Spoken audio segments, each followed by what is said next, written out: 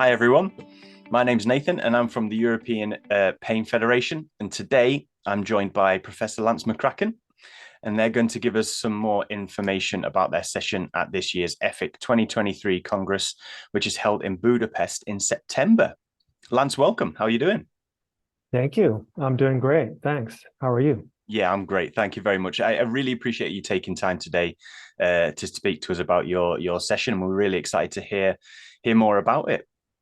Yeah. So just to start, would you be able to tell us a little bit more about sort of who you are and your background?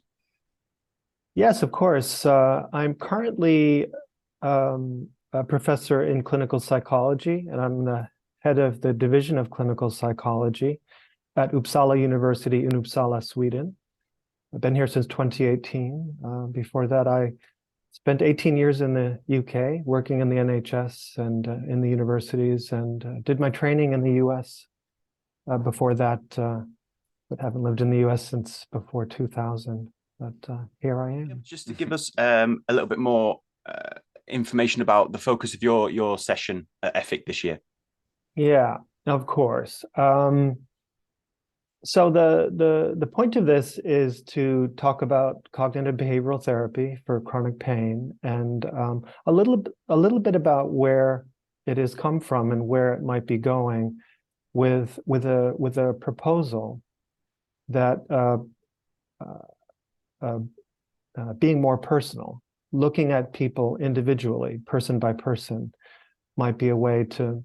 If we do that in research, it might be a way to make treatments more suited to people and more effective. That sounds great. So in your recent paper in European Journal of Pain, you speak about delivering sort of evidence-based treatment protocols and process-based therapy protocols. Could you give us a short description of the differences and what that might mean for clinicians? Yeah, of course. You know, a lot of us don't automatically realize that when research trials are done, the people in those research trials who are included as participants are chosen very carefully. So they have exactly the condition that's being studied, and they don't have any complicating conditions that could confuse the data. And so you must be very careful in a research trial that you capture the population that you want to capture. That's one thing. And then when the treatment is delivered, it must be delivered the way it's described. So there can't be any inconsistency between the treatment as defined and the way it is delivered. And then it's delivered, typically, psychological treatments at least, are delivered with a very careful session by session outline that says what should be delivered in this session. And we make sure that as much as possible, all the people get all of the content in a specified order, all right, without any components left out. So what might not also be realized is that when we study treatments that way, this means that that specific population and that specific treatment as defined the way I just described it, that if the evidence is positive, then that's evidence-based. Now, if you have people who don't fit that explicit inclusion and exclusion set of criteria, and if you don't deliver the treatment exactly as specified, then that thing you're doing isn't really evidence-based. Evidence-based means those people, that treatment. So as soon as you deviate, you're not, strictly speaking, you're not on evidence-based ground anymore. So the trouble is, people with chronic pain conditions are very diverse. They don't just have one condition, they have many. That's one problem. And when clinicians deliver treatment in real life, they know that the research trial said this treatment delivered this way is evidence-based, but they make judgments sort of session by session based on their experience with the people they're providing treatment for. And their experience as clinicians, and so they deviate from the protocol.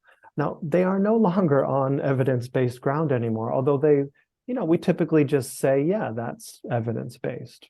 So this is sort of our normal mode of doing things. The trouble is that our treatment effects that we get from trials that we do this way, they aren't getting larger and larger over time. Although our knowledge seems to grow, our outcomes don't seem to improve. There's a few challenges that we've not been able to solve, in addition to why can't we make effect sizes bigger? We also don't know that well who's going to succeed in treatment and who's not going to succeed. We just can't predict very well. Even when we think we can, we're not correct as often as we would like to be. We don't know which mechanisms of change are the most important for which people. This is another question. So yeah, after trying quite a few studies over the years to sort of advance this, I think we're a bit at a stalemate. So it's finally, due to a range of different developments in different fields, it's beginning to look like a good idea that we should do this in a different way. That we should find a way to deliver and study treatments based on exactly what people need, which mechanisms of change are most important for them, for making the improvements that they would like to enjoy. When we look at this in very small scale so far, we realize that things like that are probably true, which are treatments aren't going to have one mediator. These mechanisms of change are likely to be complex. They're likely to be multiple, not just one, and probably different ones for different people.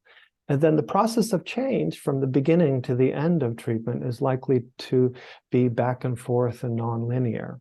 So what all of this means, and it's going to sound a little bit complicated, but what all of this means is that we might need to begin to look at our data in a different way. Instead of getting very large amounts of data at pre-treatment and post-treatment from lots and lots of people, we probably need to get more observations over time in the individual people. We need to watch very carefully what is happening with them. And then when we've seen many separate individuals, one by one, we can begin to pull them together because some of them are similar in the mechanisms of change that are important for them. And we can begin to identify generalities in the data, but not until we've captured that sort of finer grained, moment to moment, day to day, session to session, probably day to day, those processes of change that are sort of in action in their individual experience. So yeah, in a nutshell, that's what it's about. It's sort of going back to the roots of CBT and behavior therapy, and yeah, wow, realizing that everybody is quite different with an entirely different learning history, and we need to appreciate that. And I think we're pretty good at identifying that thing exists. We're good at identifying the fact that people are individuals, and and we need to take these individual approaches, but actually being able to apply that in not only research but in clinical practices is a lot more difficult. And that sounds fantastic. The information that you'll provide sounds really good, and it'll go a long way, sort of towards that. So with everything that you've said, how optimistic are you about the discovery of truly personalized treatments for people with chronic pain that can improve outcomes? I am optimistic. I actually think this is going to happen. I think we will individualize. Okay. One way or another, to some degree or another, we will do better in applying for people treatment elements that will help them to make change, and will refrain from applying the ones that they basically don't need.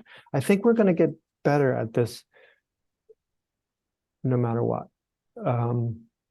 I think we're going to learn that some of the ways that we've categorized people don't have great utility.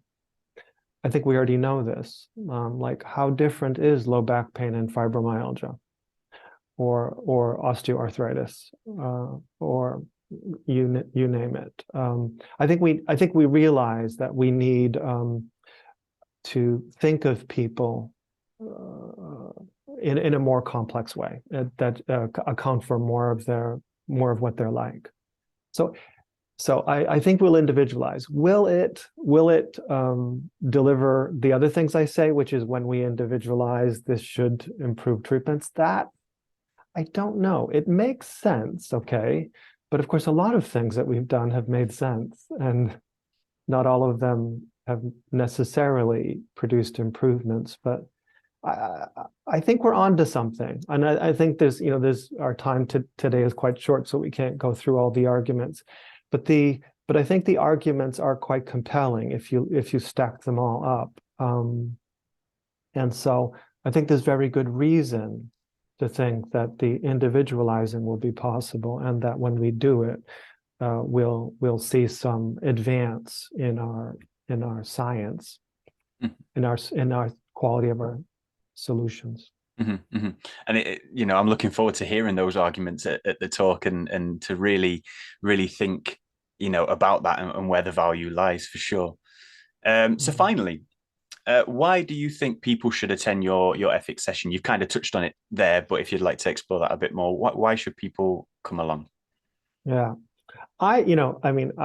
we all go to lots of conferences, and I think we go to conferences with a lot of hope that we're going to hear something new, that we'll learn something this time, that we won't go to a talk and it won't sound like the talk we heard last year. So I think that's our motivation. And so I don't want to sound like too grand, but I do think that when I look at not just the talk that I'll do, of course, but when I look at the other talks that we're due to hear, I think they sound quite promising, new, and like we will hear something important and quite different than what we've heard before. So I like to think I'm not just being optimistic, but I think this conference is going to deliver what we want, something new and exciting. So that would be my pitch. Mm-hmm. And new and exciting, that goes with the tagline, right? The future's now. There's so many exciting things in the future. It is a great time to be in pain research. I really think there's some great. One thing is we know what we need, some of the questions we need to answer now, and we have some great technologies to apply. So I think it's a really wonderful, I think, time in pain research. It's not just another boring day. I think there's real opportunity these days.